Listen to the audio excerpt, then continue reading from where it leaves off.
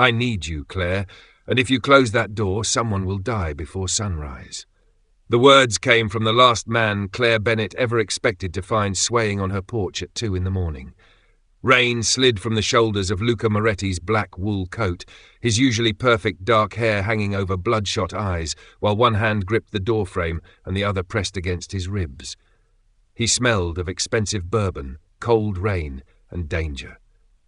Everyone in Chicago knew Luca Moretti was a mafia boss, the kind of man who could silence a ballroom with one glance and make powerful men answer their phones before the first ring ended. But tonight, the feared billionaire looked less like a king and more like a wounded man who had forgotten where home was.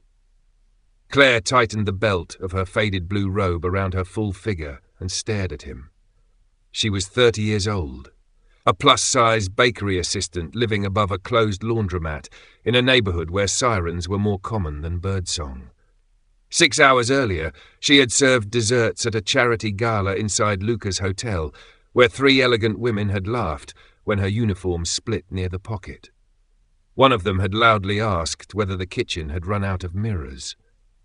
Claire had swallowed the humiliation, repaired the seam with a safety pin, and continued carrying trays because missing one shift meant falling behind on her mother's medical bills. Luca had watched from across the ballroom, expressionless, surrounded by armed guards and politicians. Claire had assumed he saw what everyone else saw, a woman too large for the uniform, too ordinary for the room, and too tired to defend herself.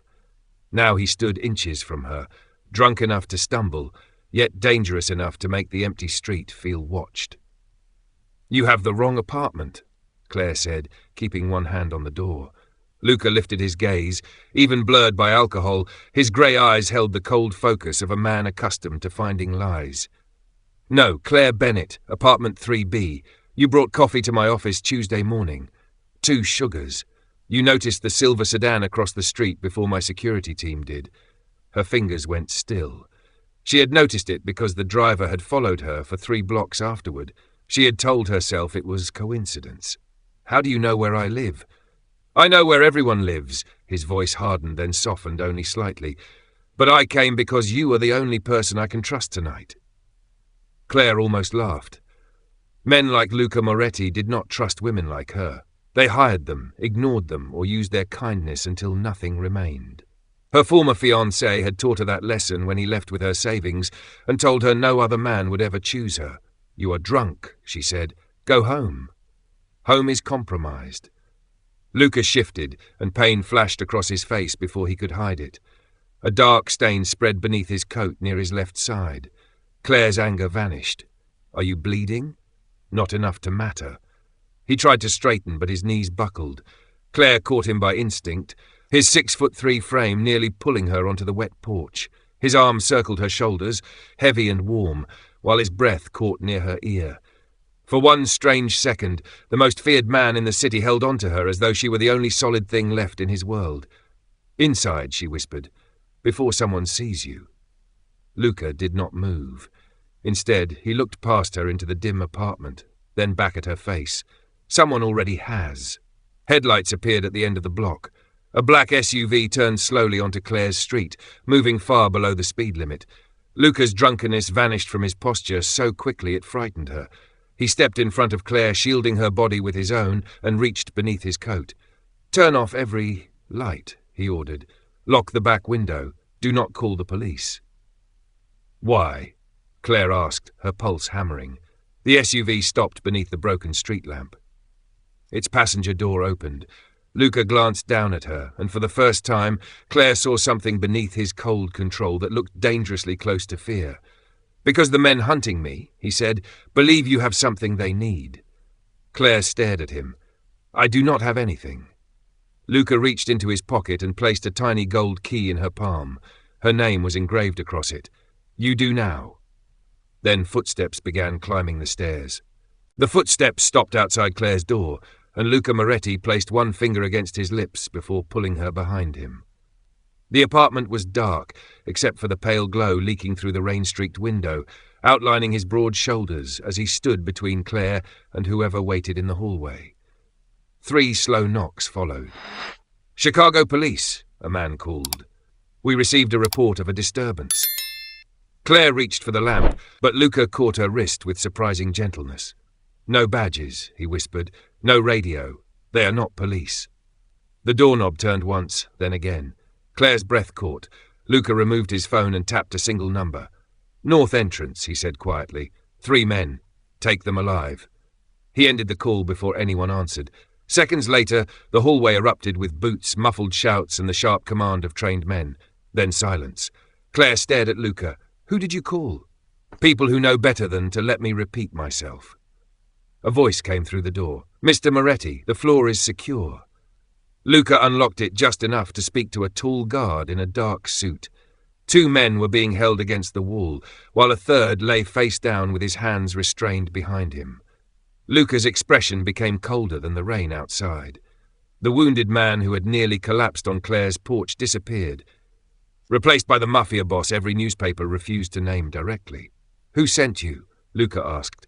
One intruder laughed. "You think she is worth starting a war?" Luca stepped closer, his grey eyes empty of mercy. "Use her name." The man's smile faded. "What?" "Her name is Claire Bennett. You will use it with respect." Claire stood frozen behind the door. No one had defended her at the gala. No one had even looked uncomfortable when those women mocked her. Yet Luca, bleeding and unsteady, was demanding respect for her from armed strangers. He turned to his guards. "Take them to the warehouse. No one touches them until I arrive." "Sir, your brother ordered all units back to the estate," the guard replied. Luca's jaw tightened. "My brother does not command my men." The guard lowered his head immediately. "Understood." Luca closed the door, locked it, and leaned against the wall. His face had lost its colour. Claire rushed forward before he could fall. "Sit down. I do not take orders. Then bleed on your own furniture." For the first time, something almost like amusement crossed his face. "You are not afraid of me." "I am terrified of you," Claire admitted, guiding him toward her small kitchen table. "I am simply more afraid you will ruin my only chair." Luca gave a rough, unexpected laugh, then winced and pressed a hand to his ribs. Claire removed his coat carefully. The dark stain had spread across his white shirt, but when she lifted the fabric she found only a shallow cut. "This should not make you this weak," she said. "The whiskey did." Claire looked at the glassy redness in his eyes, then noticed a faint blue mark near the inside of his elbow. "You were injected." Luca went still. "At the gala, did anyone touch your arm?" "A waiter bumped into me." "Which waiter?" "I do not know." Claire leaned closer and smelled his cuff. Beneath the bourbon was a bitter almond scent she recognized from the industrial cleaning chemicals used in the bakery's storage room. "Someone wanted everyone to think you were drunk," she said. "You were drugged." Luca studied her with new intensity. "My physician is 10 minutes away." "You may not have 10 minutes. Claire grabbed her phone and called the emergency line, but Luca covered the screen with his hand. "No hospitals. The people who poisoned me will watch them." "Then trust me." The words escaped before she could reconsider them. For several seconds, neither moved. Rain tapped against the glass, while the city's most feared man looked at a bakery assistant in a faded robe, as though she had asked him to surrender his empire. Finally, Luca removed his hand. "Tell me what you need." Claire called her friend Denise, an overnight nurse who lived 1 block away, and asked her to bring a medical kit without explaining why. While they waited, Claire cleaned Luca's wound and forced him to drink water. He watched her hands, careful and steady despite the tremble she tried to hide. "Those women at the gala," he said. "They will not return to my hotel." Claire looked up. "You heard them?" "I hear everything in my buildings." "You did nothing." Regret flickered across his face. "I believed ignoring them would spare you more attention. Being ignored was the part that hurt." Luca lowered his gaze, a rare gesture from a man who bowed to no one.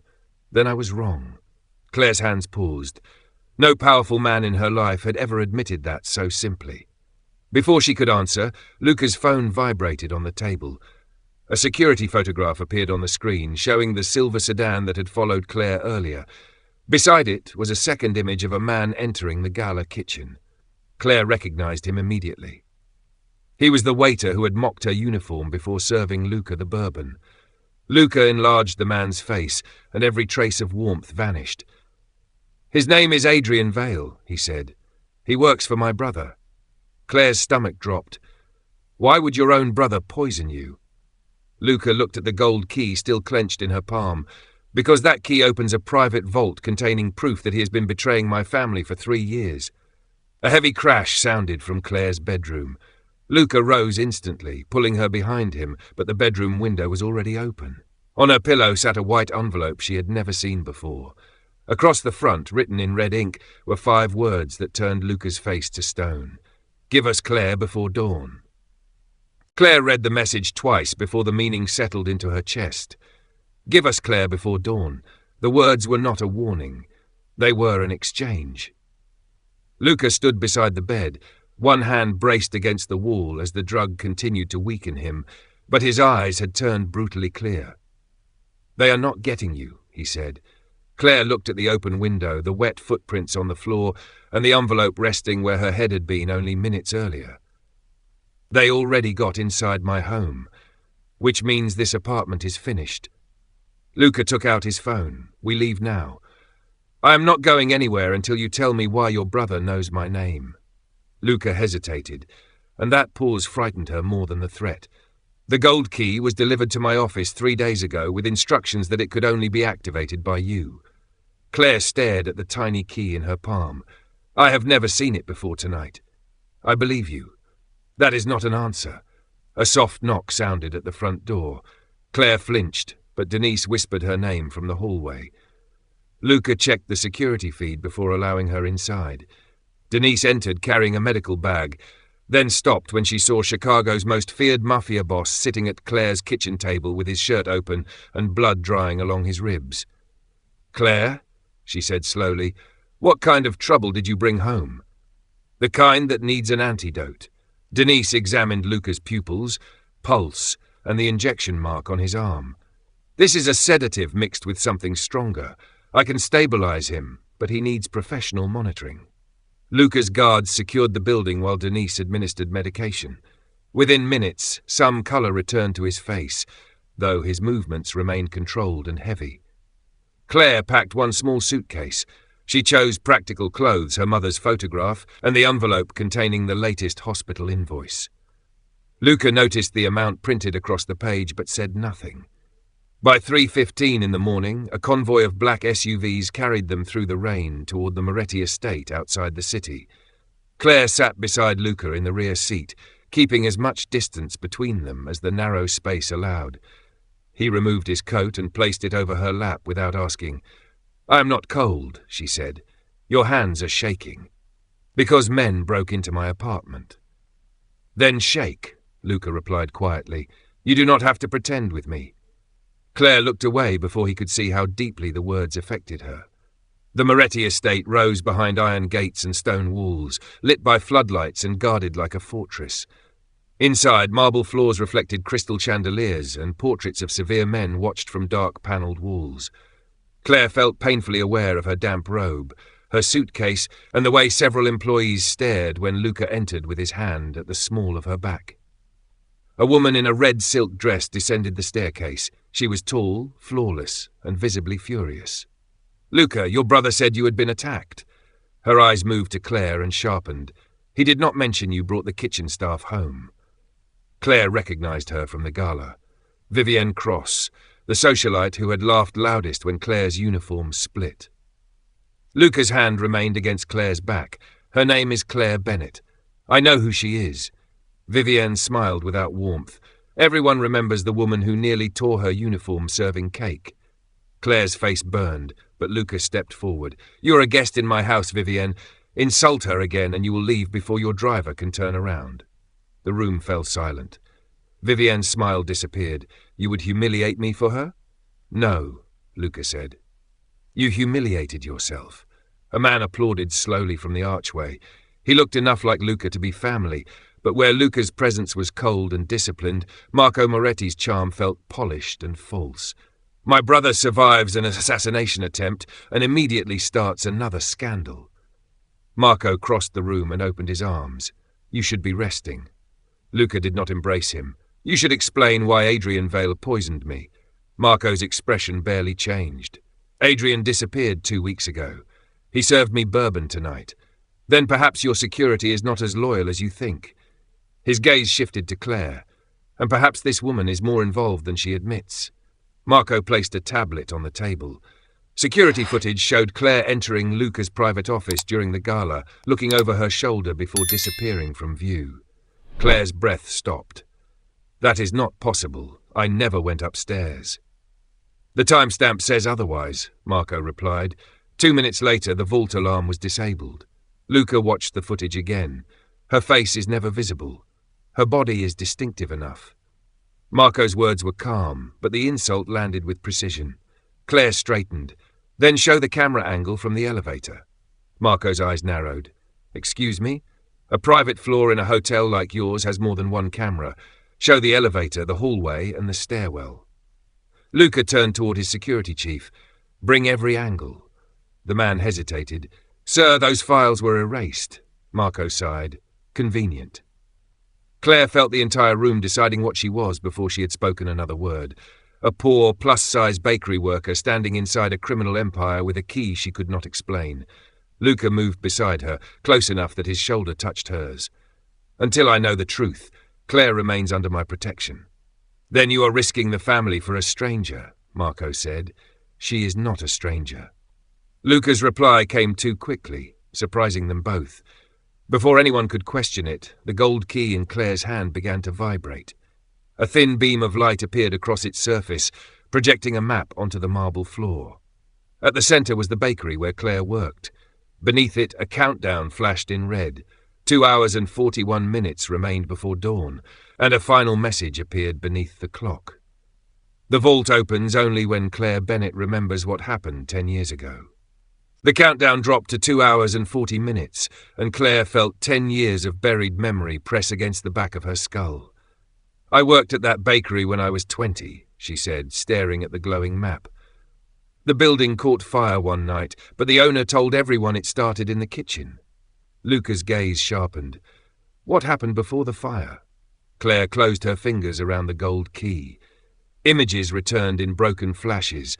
Smoke beneath a basement door, a young man bleeding beside a steel cabinet, and someone shouting that no witnesses could leave alive. There was a man downstairs, she whispered. He had been beaten. I pulled him through the delivery tunnel before the building exploded. Luca went completely still. What did he look like? Claire turned toward him, noticing the thin scar disappearing beneath his collar, the same crescent-shaped scar she remembered touching while trying to keep an injured stranger awake. It was you. Silence fell across the marble room. 10 years earlier, Luca had not yet controlled the Moretti Empire. He had been the grieving eldest son of a murdered father, hunted by traitors within his own family. Claire had dragged him through smoke, hidden him beneath flour sacks in a delivery van, and stayed beside him until his men arrived. She had never learned his name because the explosion left her hospitalized with a concussion, and afterward, the bakery owner convinced her that the entire night had been a confused dream. Luca stepped closer, his face stripped of its usual coldness. You told me not to close my eyes. Claire remembered the words now. You kept asking why I helped you, and you said no one deserved to die alone. His voice lowered. I searched for you for years. Marco's expression tightened for the first time. This sentimental reunion changes nothing. The vault was compromised tonight. It changes everything, Luca said. The person who sent Claire that key knew she was the only surviving witness to the betrayal that began 10 years ago. Vivienne folded her arms. Convenient that she suddenly remembers after entering this house. Claire looked at her carefully. A detail surfaced from the gala. Vivienne's perfume, sharp, with white roses and cedar. It was the same scent Claire remembered from the basement before the fire. You were there, Claire said. Vivienne laughed, but her hand moved instinctively toward the diamond pendant at her throat. I was 19. You were wearing that necklace? Claire pointed at the pendant. A man grabbed it during the struggle. One stone fell out. Luca crossed the room before Vivienne could react. He examined the necklace and found a replacement diamond slightly lighter than the others. Marco stepped between them. A missing stone proves nothing. Then the basement will, Claire replied. There was a steel cabinet behind the flour storage. The injured man gave me a code before I pulled him out. Luca's eyes held hers. Do you remember it? Claire closed her eyes. Smoke. Heat. Luca's blood on her hands, his fingers gripping her wrist as he repeated 4 numbers. 7193. The gold key flashed green. The projected map changed, revealing a chamber beneath the bakery and a message. Original ledger secured. Manual access required. Luca ordered his security team to prepare the convoy, but Marco blocked the doorway. You are drugged, injured, and about to follow a frightened woman into an obvious trap. She saved my life when my own family sold it, Luca said. I will follow her before I follow you. Claire saw the words strike Marco like a public blow. 20 minutes later, she and Luca entered the rear of the abandoned bakery while his guards surrounded the block. Rain hammered the roof, and emergency lights painted the ruined kitchen red. Claire wore Luca's coat over her clothes. He remained close enough to shield her, but he never pulled or rushed her. At the basement stairs, her breathing became shallow. Luca noticed immediately. We can stop. The countdown says we cannot. The Empire can burn. He stepped in front of her, his grey eyes steady. You do not have to enter that room for me. Claire had spent years apologizing for taking up space, lowering her voice, and accepting cruelty because resistance seemed more dangerous. Now the most powerful man she had ever met was offering her a choice while risking everything. She lifted her chin.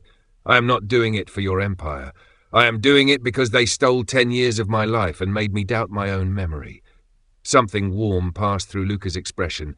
Then we faced them together. The hidden door opened when Claire inserted the key and spoke the code.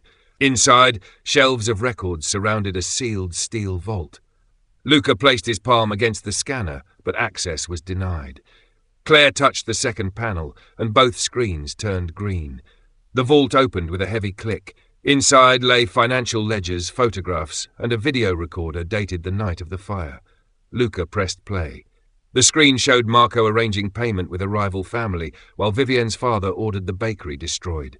Then a younger Marco turned toward the camera and said, Once Luca is dead, the Moretti Empire belongs to me. Claire covered her mouth. Luca's face became unreadable, but his hand found hers in the darkness and held it firmly. A slow clap came from the stairwell. Marco stood there with Vivienne beside him, surrounded by armed men wearing Moretti security uniforms. You finally remembered, Marco said.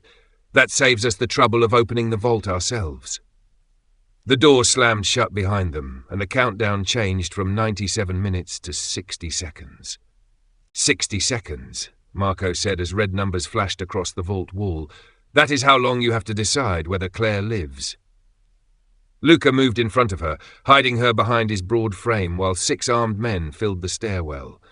The drug still slowed his breathing, and blood had begun soaking through the bandage beneath his shirt, but his voice remained calm. You came for the ledger. Take it and let her walk out. Marco smiled. You would trade 10 years of evidence for a bakery assistant? I would burn the entire empire before I handed her to you. Claire looked at Luca, stunned by the certainty in his words. All her life, people had treated her as though choosing her required compromise. Luca spoke as if choosing her was the only decision that mattered. The timer reached 48 seconds. Vivienne lifted a small remote. When the clock reaches 0, the old gas lines beneath this building ignite. The records disappear, the witnesses disappear, and Marco becomes the grieving brother who inherits everything. Claire stared at the rusted pipes running across the ceiling. She remembered the first fire, the bitter smell before the explosion, and the emergency lever the bakery owner had forbidden employees to touch. The system has a manual shut-off, she whispered, behind the proofing oven upstairs. Luca glanced toward the stairwell. Marco heard her and raised his weapon. No one is going upstairs. Claire tightened her hand around Luca's. Trust me. His eyes searched hers for 1 second, then he turned toward Marco. You always wanted my chair, Luca said, but you never understood why men followed me. Because they feared you. No, because I never asked them to die while I stood safely behind them. Luca stepped away from Claire and placed his weapon on the floor. Every guard watched him. You want the Empire? Face me without hiding behind 6 men. Marco's pride overpowered his caution. He descended 2 steps, giving Claire the opening Luca had created. She grabbed the metal ledger case, swung it into the emergency light, and plunged the basement into darkness. Luca moved instantly. A struggle erupted near the stairs as Claire dropped low and crawled toward the service passage beside the vault. A gunshot struck the wall above her, showering dust across Luca's coat. "Claire, go!" he shouted. She squeezed through the narrow passage and climbed an old maintenance ladder, ignoring the way the metal cut into her palms. The countdown echoed through hidden speakers. 26 seconds. She reached the kitchen, shoved aside the ruined proofing oven, and found a red lever mounted behind it. It would not move. Rust had sealed it in place. Claire wrapped both hands around the handle and pulled until pain shot through her shoulders. For years, strangers had looked at her body and decided it meant weakness. Now she planted her feet, used every pound they had mocked, and forced the lever downward. The building shook as valves slammed closed beneath the floor. The timer stopped at 3 seconds. Claire barely had time to breathe before Vivienne appeared in the doorway. Her red dress was torn at the shoulder, and fury had erased her polished smile. "You ruin everything you touch," she hissed. Claire stood between her and the shut-off. "No, I survived everything people like you tried to ruin." Vivienne rushed forward, but Claire caught her wrist and knocked the remote away. They struggled across the flour-covered floor until Claire pushed the emergency alarm. Steel fire doors dropped between the kitchen and basement, trapping Marco's hired men below, while the exterior siren alerted Luca's loyal security team outside. Vivienne stared at Claire in disbelief. "You think he will keep choosing you when this is over? Men like Luca marry women like me." Claire lifted the video recorder she had hidden inside Luca's coat before climbing the passage. A green light blinked on its side. "Then it is unfortunate for you that every word you said was transmitted to his security network." Screens throughout the bakery flickered to life. Marco's confession from 10 years earlier began playing, followed by Vivienne admitting the plan to destroy the building. Outside, vehicles surrounded the block, and Luca's security chief announced that the evidence had been sent to federal investigators, attorneys, and every senior Moretti ally. Marco had lost before he realized Luca had never intended to keep the truth private. The fire door rose slowly. Luca emerged first, bruised but standing, with Marco restrained behind him. He crossed the kitchen without looking at anyone else. "Are you hurt?" he asked Claire. "I am fine." His gaze dropped to her bleeding palms, and his expression darkened. He removed a clean handkerchief and wrapped her hands with a gentleness that silenced the room. Marco laughed bitterly. "Look at you, throwing away blood, power, and legacy for a woman you barely know." Luca turned while still holding Claire's hand. "She knew me when I had no power. She saved me when my own brother left me to die. That makes her more family than you have ever been."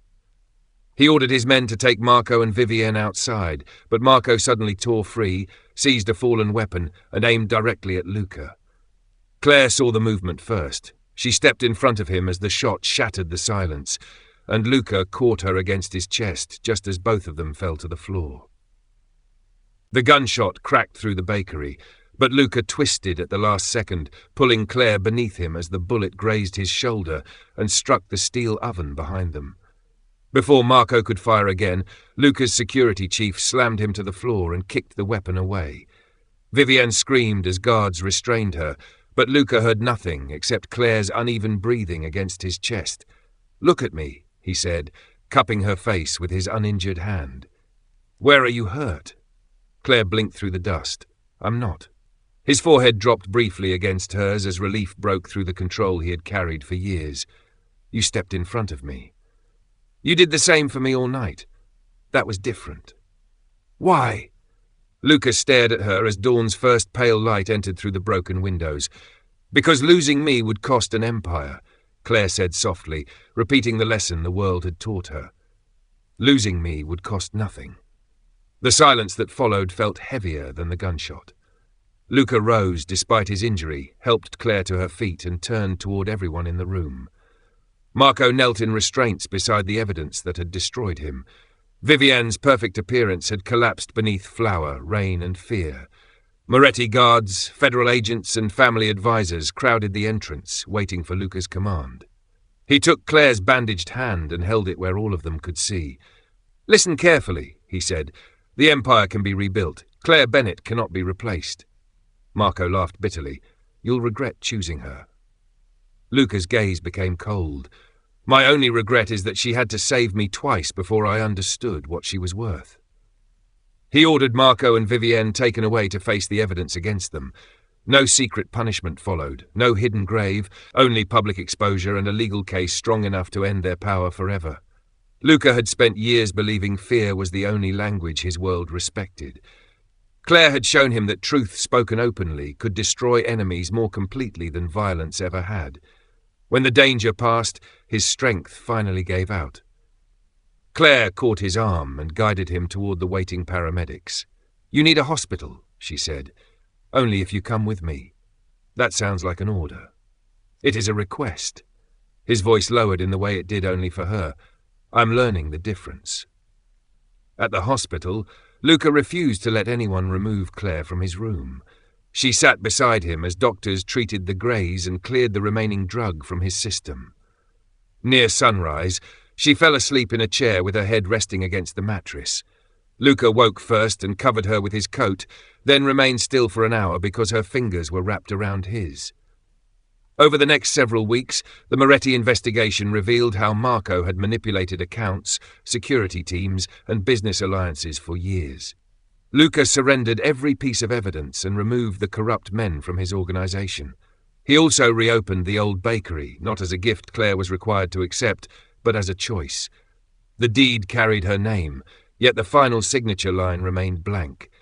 I won't decide your future for you, he told her. You can own it, sell it, or walk away. Claire looked around the restored kitchen, warm with morning light and the smell of cinnamon.